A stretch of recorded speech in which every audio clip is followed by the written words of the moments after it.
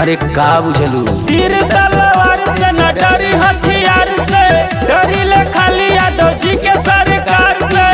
यादव जी के अडर हो जाई, हर जिलवा में गदर हो जाई। अरे और सुना, करी जे रंगदारी जानू, खड़े खड़े वहीं मर्डर हो जाई।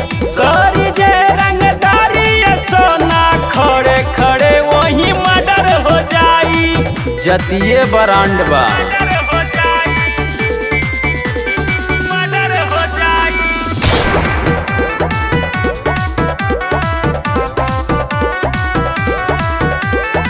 चलिले थार से पूरा रोड छापी रे, बड़े बड़े गुंडा माफिया मांगे माफी रे। अरे हमार जलवे अलग बा, सुना। चलिले थार से पूरा रोड छापी रे, बड़े बड़े गुंडा माफिया मांगे माफी रे। शासन प्रशासन देखिए के यादव जी के कगर हो जाई। बुझाई लू। करी जे रंगदारी जानू, खड़े खड़े वहीं मर्डर हो जाई।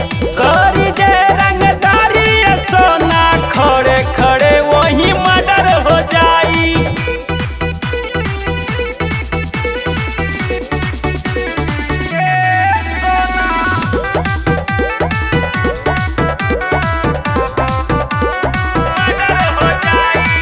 दुश्मन हैरान यादव जी के रंगदारी से, समय न मिले हमें रोज मारा मारी से।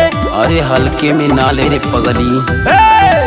दुश्मन हैरान यादव जी के रंगदारी से, समय न मिले हमें रोज मारा मारी से। बाप दादा कुछ न उखड़ ले, बेटा का अब उखाड़ पाई। करी जे रंगदारी जानू, खड़े खड़े